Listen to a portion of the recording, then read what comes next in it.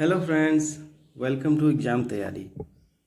दोस्तों, आज हम लोग बंगाल पर ब्रिटिश आधिपत्य इस टॉपिक को पढ़ेंगे।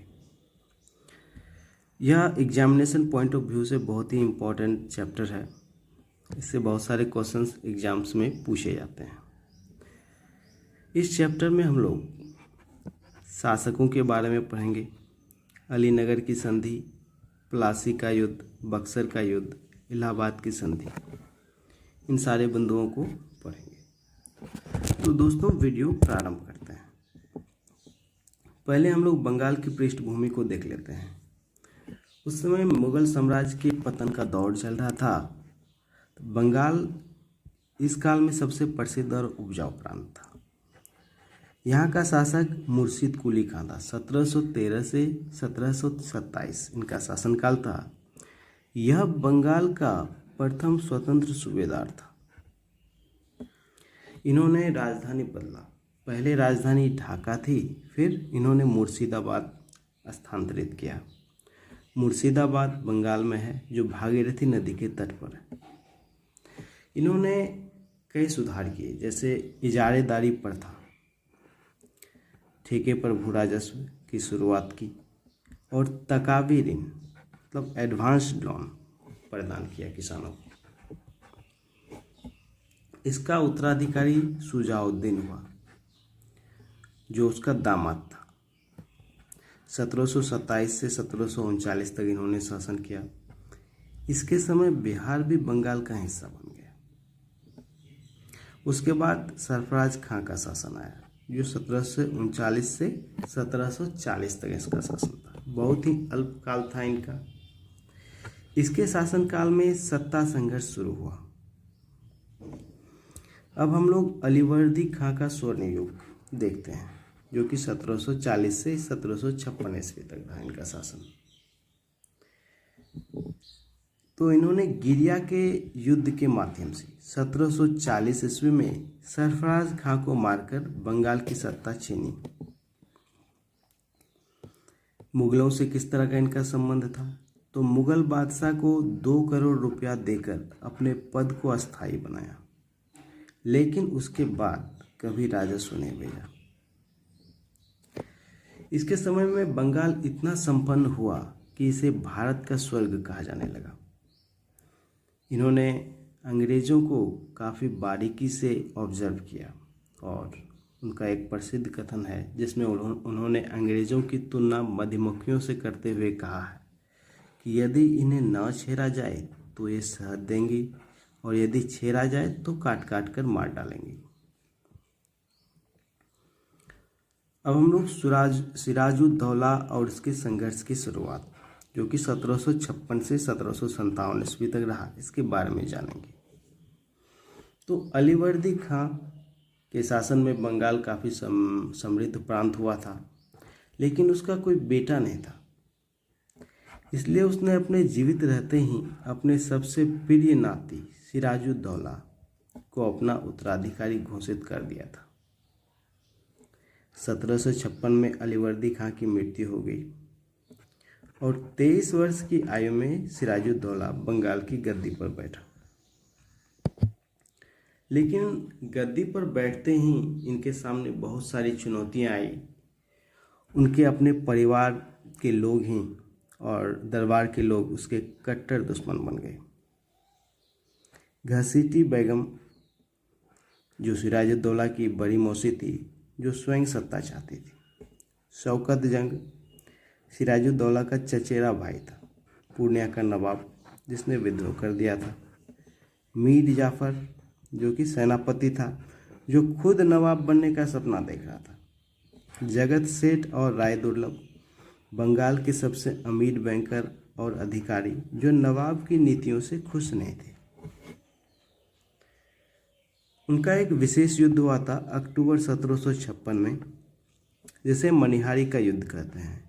तो इस युद्ध में उन्होंने अपने प्रतिद्वंदी शौकत जंग को हराकर मार डाला और अपनी आंतरिक स्थिति मजबूत की। तो शौकत जंग कौन थे? सिराजुद्दौला का चचेरा भाई थे। अब हम लोग सिराजुद्दौला का अंग्रेजों से टकराव का वास्तविक कारण समझते हैं। सिराजुद्दौला और ईस्ट इंडिया कंपनी के बीच विवाद के 3 मुख्य कारण थे। पहला कारण था किलेबंदी। अंग्रेजों ने नवाब की अनुमति के बिना कलकत्ता के फोर्ट विलियम की किलेबंदी शुरू कर दी थी। सिराजुद्दौला ने इसे अपनी संप्रभुता को चुनौती माना। दूसरा, दस्तक का दुरुपयोग। अंग्रेज मुगल बादशाह द्वारा दिए गए व्यापारिक पास का उपयोग निजी व्यापार के लिए कर रहे थे, जिससे नवाब को भारी राजस्व हानि हो रही थी। तीसरा कारण है शरणार्थियों को पनाह। अंग्रेजों ने नवाब के विद्रोही कृष्णदास, जो कि राजबल्लभ का पुत्र था, को अपने यहाँ शरण दी थी, जिससे सिराजुद्दौला और अधिक क्रोधित हो गया। अब हम लोग सिराजुद्दौला का आक्रामक तेवर और पतन को देखेंगे। तो कलकत्ता पर आक्रमण। अंग्रेजों को सबक सिखाने के लिए सिराजुद्दौला ने जून 1756 में कलकत्ता पर हमला किया और अंग्रेजों को वहां से भागने पर मजबूर कर दिया। इसी दौरान ब्लैक होल की घटना हुई, काल कोठरी की घटना। अब ब्लैक होल की घटना क्या है, इसे हम लोग विस्तार से जानेंगे। इतिहास की एक बहुत ही दुखद और विवादास्पद घटना है, जो 20 जून 1756 को कलकत्ता में हुई थी। यह घटना बंगाल के नवाब सिराजुद्दौला और ब्रिटिश ईस्ट इंडिया कंपनी के बीच बढ़ते तनाव का परिणाम था। अब इस घटना की पृष्ठभूमि हम लोग समझ लेते हैं कि सिराजुद्दौला अंग्रेजों द्वारा कलकत्ता के फोर्ट विलियम की किलाबंदी करने के प्रयास से नाराज होकर उन्होंने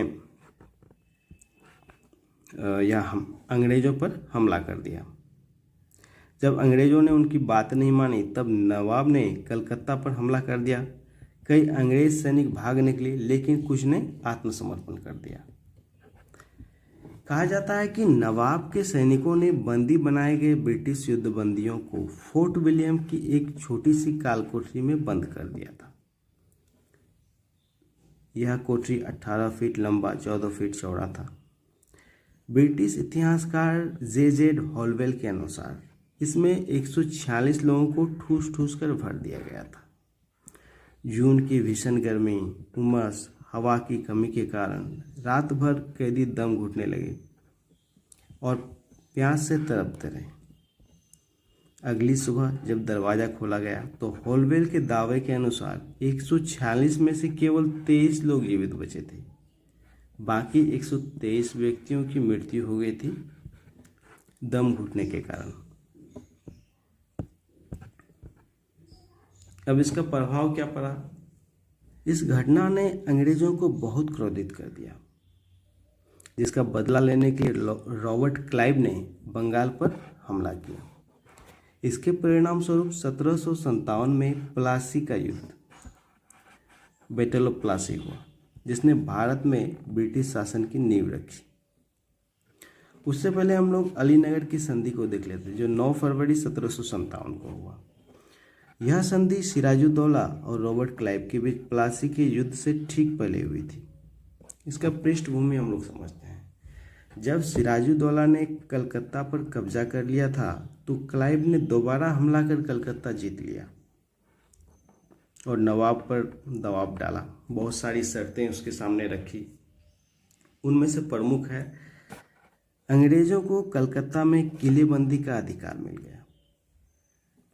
अंग्रेजों को अपने सिक्के ढालने की अनुमति मिल गई। नवाब ने अंग्रेजों के व्यापारिक विशेषाधिकारों को वापस मान लिया। उसके बाद प्लासी का युद्ध हुआ 23 जून 1757। यह डेट इम्पोर्टेंट है दोस्तों। तो इसमें 2 पक्ष थे। एक तरफ था रॉबर्ट क्लाइव, जो अंग्रेज सेनापति थे, और दूसरी तरफ था सिराजुद्दौला, बंगाल का नवाब। तो बंगाल का नवाब का जो मुख्य सेनापति था मीर जाफर, वह अंग्रेजों से मिल गया और युद्ध में चुपचाप खड़ा रहा। हालांकि 2 वफादार सेनापति भी थे, मीर मदान और मोहनलाल, जो कि बहुत ही बहादुरी से लड़े। मीर मदान युद्ध में वीरगति को प्राप्त हुआ। परिणाम हुआ कि सिराजुद्दौला की हार हो गई और उसकी हत्या कर दी गई।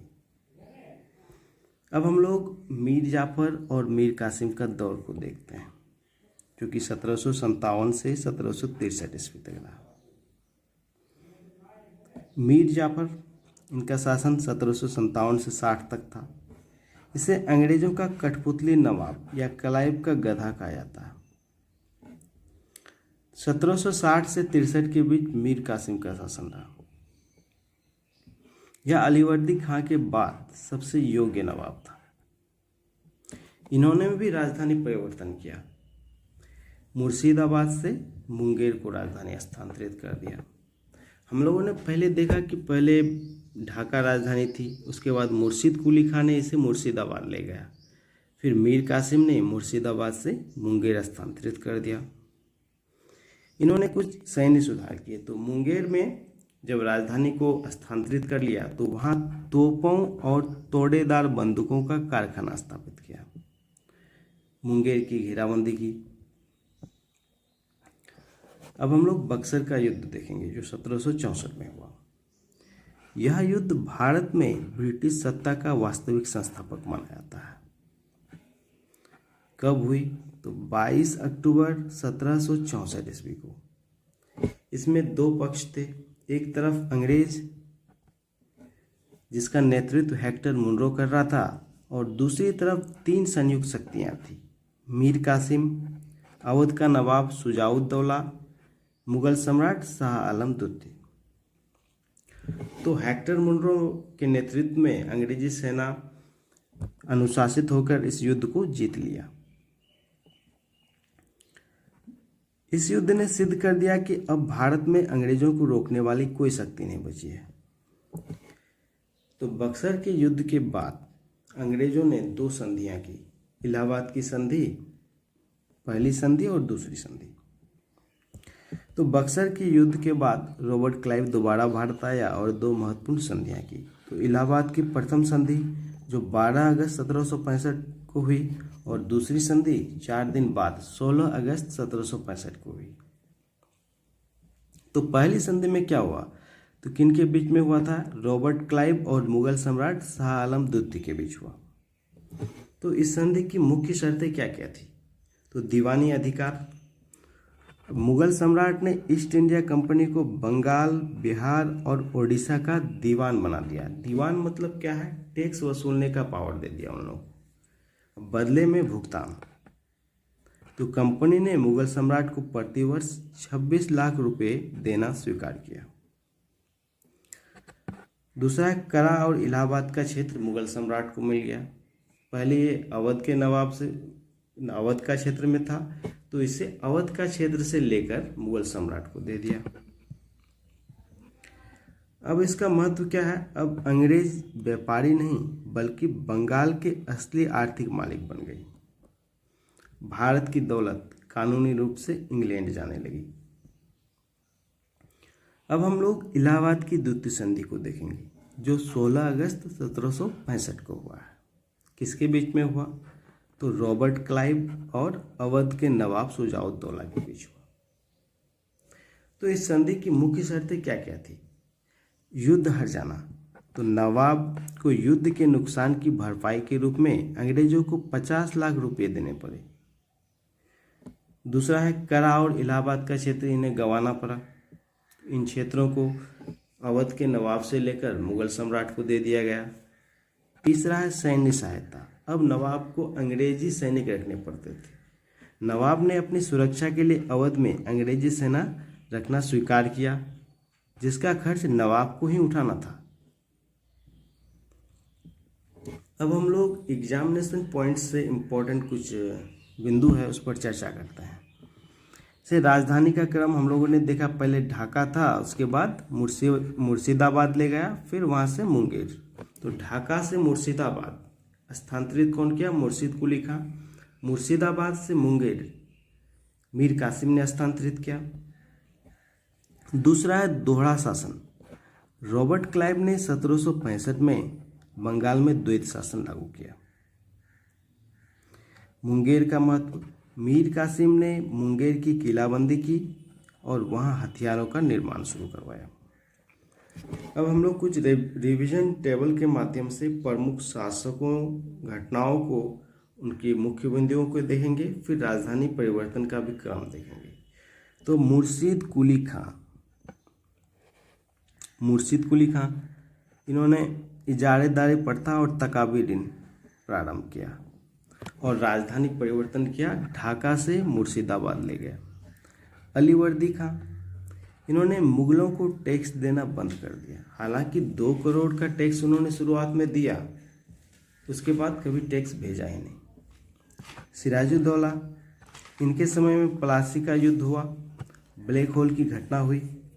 और मीर कासिम, इसके समय में बक्सर का युद्ध 1764 ईस्वी में हुआ और राजधानी परिवर्तन किया, मुर्शिदाबाद से मुंगेर राजधानी स्थानांतरित किया। दोस्तों नेक्स्ट वीडियो में हम लोग इससे संबंधित क्विज का अध्ययन करेंगे। दोस्तों यदि वीडियो अच्छा लग रहा है आप लोगों को तो कमेंट बॉक्स में ज़रूर बताइएगा। धन्यवाद दोस्तों।